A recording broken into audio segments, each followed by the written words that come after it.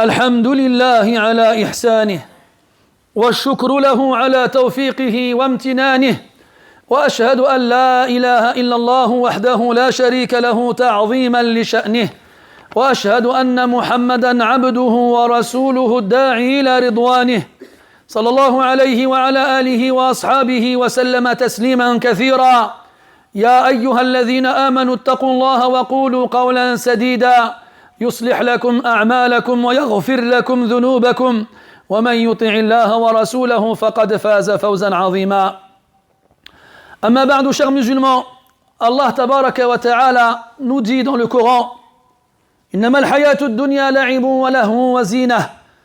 Cette vie d'ici-bas n'est que amusement, distraction et embellissement. وتفاخر بينكم, et un moyen de vous vanter les uns face aux autres. وتكاثر في الأموال والأولاد, et un moyen d'avoir toujours plus que les autres dans les biens matériels et les enfants. C'est ainsi que la plupart des fils d'Adam passent leur vie ici-bas, à courir activement derrière ce bas monde pour être celui de ces occupants qui possèdent le plus de biens matériels. Et qu'est-ce que la description que le prophète a faite du fils d'Adam alayhi salatu wassalam est véridique lorsqu'il dit, le fils d'Adam dit, mes biens, mais qu'est-ce que tu possèdes de tes biens, ô fils d'Adam, si ce n'est ce que tu as mangé et laissé dépérir, ou ce que tu as porté comme vêtements et laissé s'user, ou ce que tu as donné comme aumône et que tu garderas de côté pour plus tard.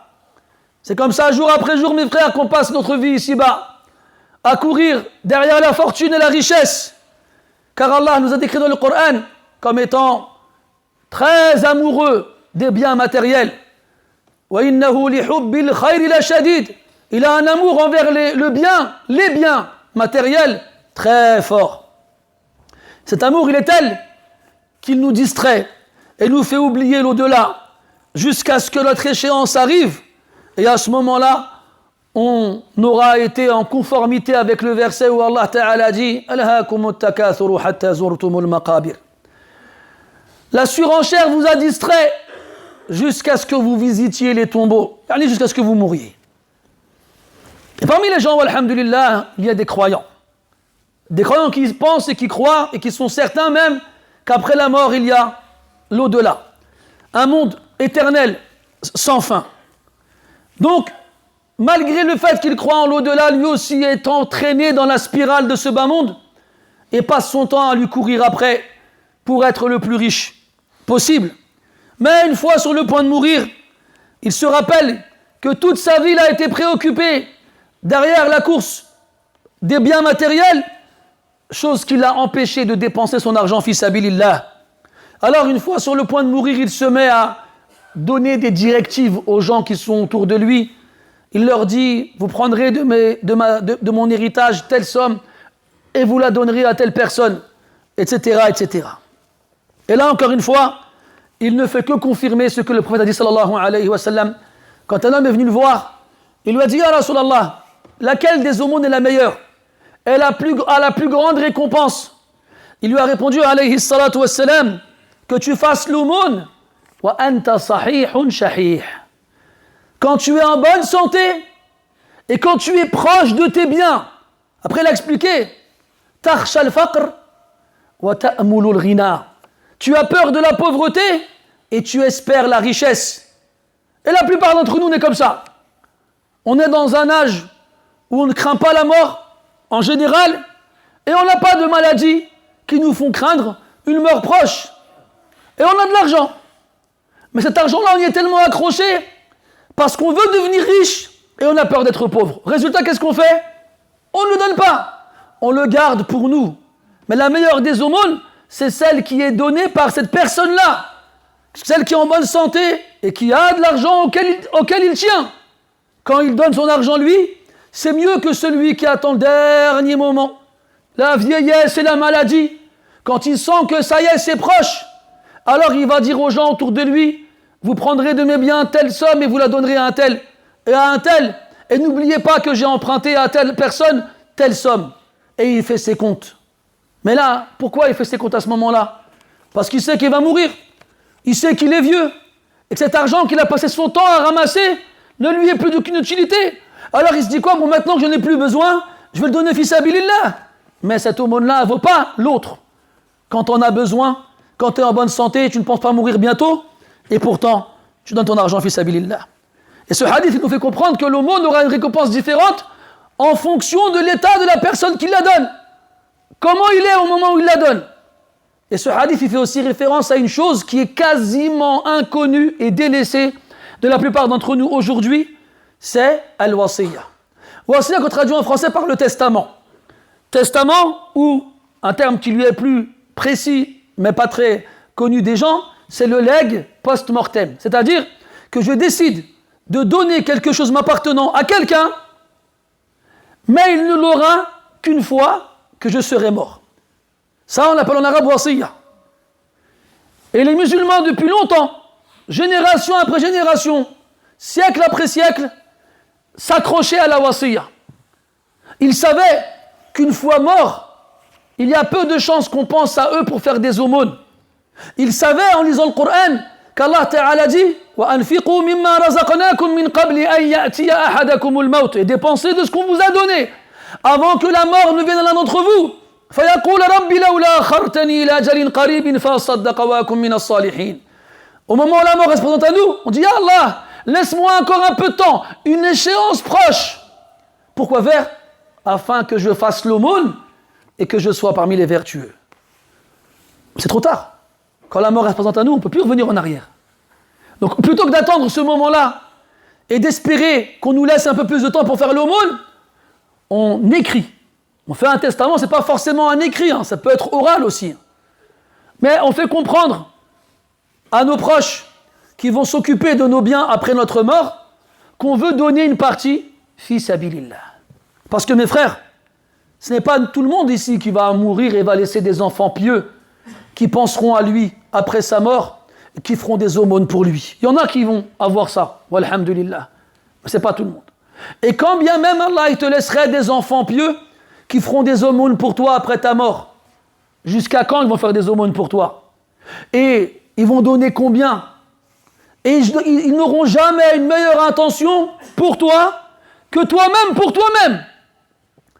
Donc, pense à laisser quelque chose qui t'appartient pour après ta mort, afin qu'il soit donné fi sabilillah.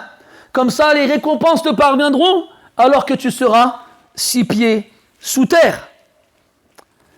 Et comme je vous le disais, malheureusement aujourd'hui, cette idée n'effleure même pas l'esprit de la plupart d'entre nous. On entend des gens, moi j'ai déjà entendu des gens dire « Ouais mais moi, Akhi, je fais ça pour mes enfants. » Donc lui, il pense à ses enfants alors qu'il est vivant. Mais est-ce que tu penses que tes enfants penseront à toi quand tu seras mort? On n'a qu'à regarder autour de nous, mes frères. On n'a qu'à regarder autour de nous, mes frères. On en connaît plein des gens qui sont morts et qui ont laissé des enfants s'entretuer pour l'héritage.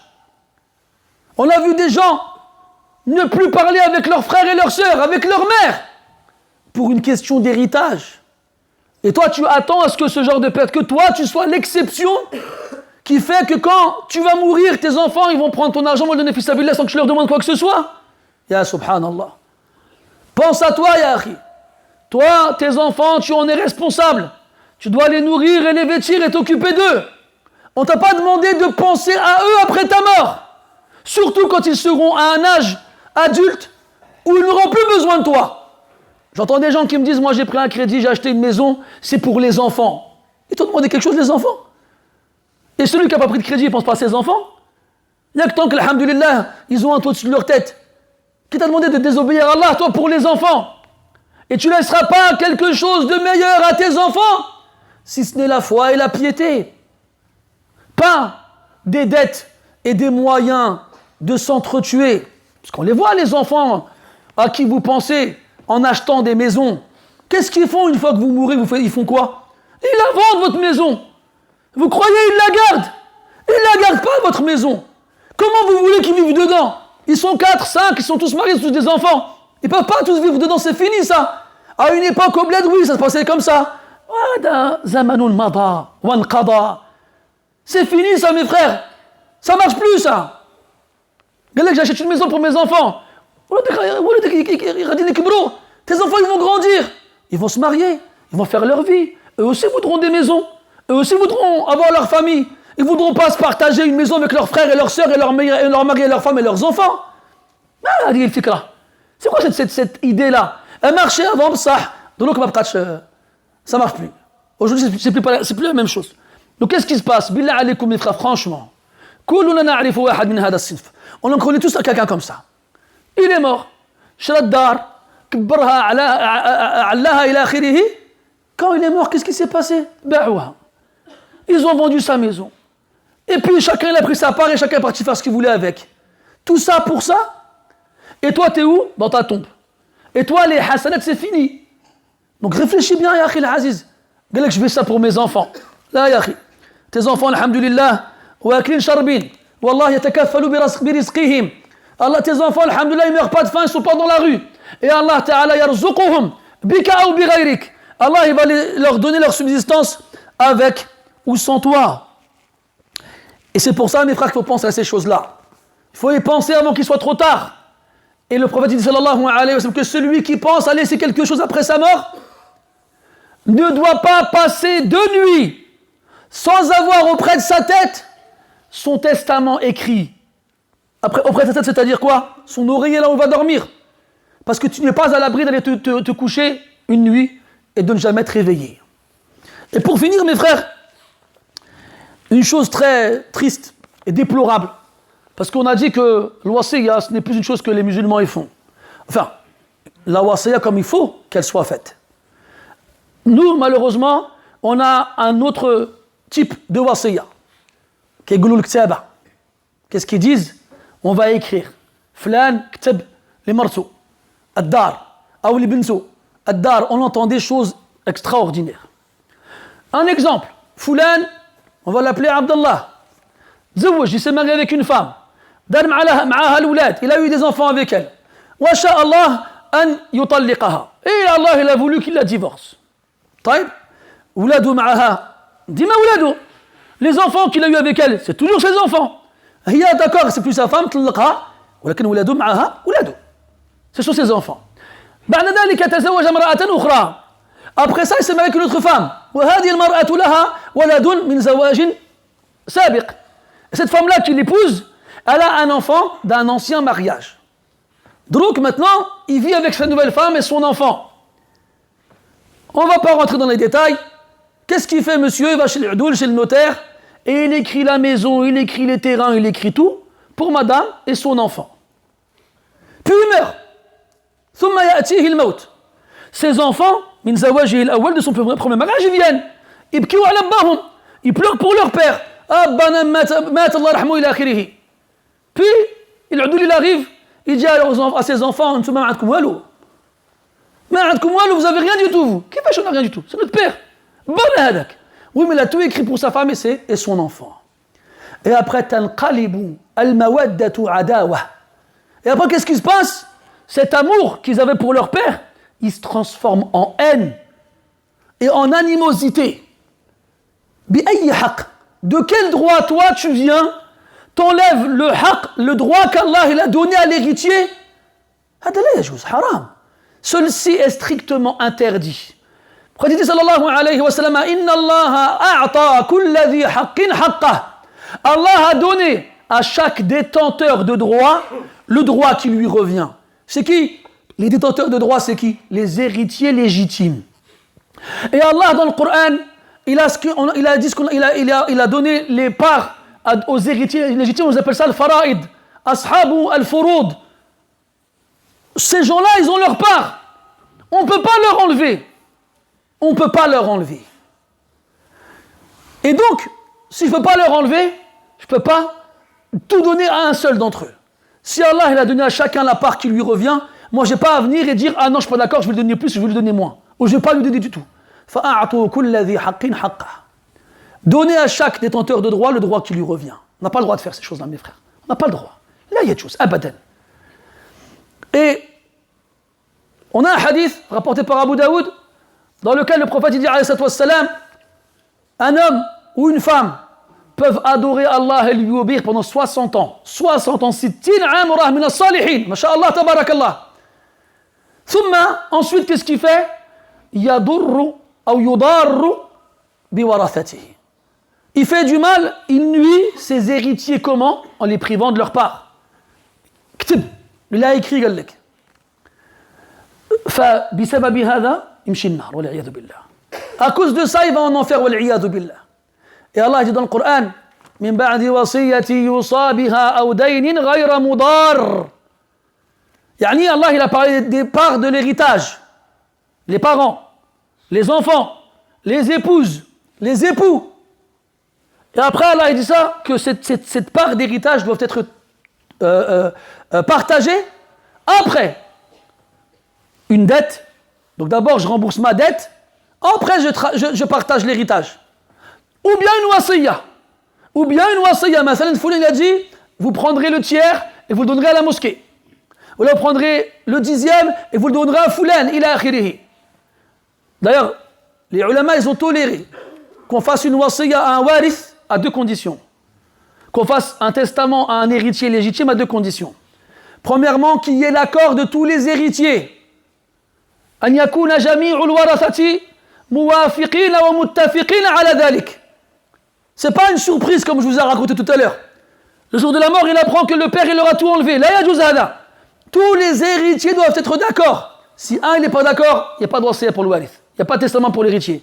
Deuxième condition, أن يكون الحق أقل أو يساوي الثلث أو يكون أقل من الثلث. Que le bien qui est légué soit égal ou inférieur au tiers. Pas plus du tiers. وفي الحديث والثلث كثير. Et le tiers c'est beaucoup. إذن si ça c'est permis, c'est possible, c'est présent, pardon, alors d'accord. Sinon là, yajuz. Tu veux faire une wasiyya, fais-la pour toi, ya akhi. Pour que ta tombe se transforme en jardin du paradis, pas en gouffre de l'enfer. Tu vas priver tes héritiers de tes biens et les donner à des gens qui n'y ont pas le droit. Ma yajuz hada abadan. Craignons Allah. Et dans le verset justement qui parle du partage de l'héritage, Allah Ta'ala finit en disant وَمَنْ يُطِعِ اللَّهَ وَرَسُولَهُ يُدْخِلْهُ جَنَّاتٍ تَجْرِي مِنْ تَحْتِهَا الْأَنْهَارُ خَالِدِينَ فِيهَا. Et celui qui obéit à Allah et à son messager, il le fera rentrer dans des jardins sous lesquels coulent des ruisseaux où il demeurera éternellement. وَذَلِكَ الْفَوْزُ الْعَظِيمُ. Et c'est ça l'immense victoire. وَمَنْ يَعْصِ اللَّهَ وَرَسُولَهُ. Et quiconque désobéit à Allah et à son messager, وَيَتَعَدَّ حُدُودَهُ. Et outrepasse les limites qu'il a imposées, يُدْخِلْهُ نَارًا خَالِدًا فِيهَا. Il le fera rentrer en enfer éternellement. وَلَهُ عَذَابٌ مُهِينٌ. Et il aura un châtiment humiliant et avilissant. فنعوذ بالله أن يهيننا في عذابه ونسأله عز وجل أن يكرمنا بجناته.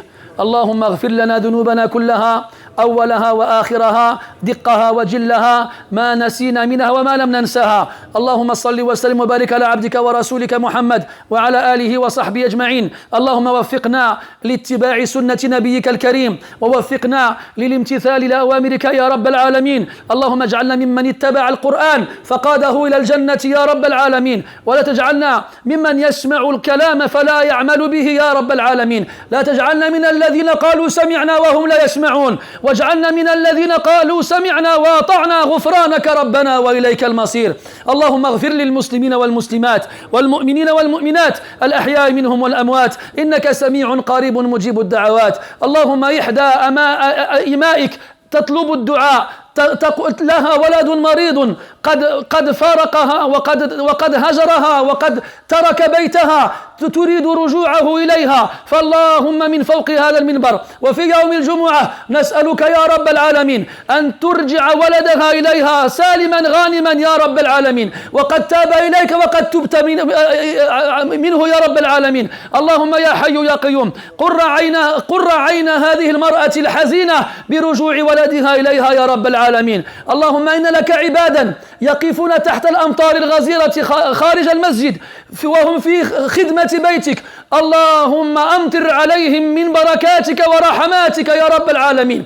اللهم تقبل منهم جهدهم، اللهم اكتبهم عندك من الصالحين المقربين يا رب العالمين، واجعل في خدمتهم الغلمان المخلدين، واسكنهم فسيح جنانك يا رب العالمين، ونحن معهم يا أكرم الأكرمين. اللهم صل وسلم وبارك على عبدك ورسولك محمد وعلى آله وأصحابه أجمعين. سبحانك اللهم وبحمدك، نشهد أن لا إله إلا أنت، نستغفرك ونتوب إليك، والحمد لله رب العالمين. وقوموا إلى صلاتكم يرحمكم الله.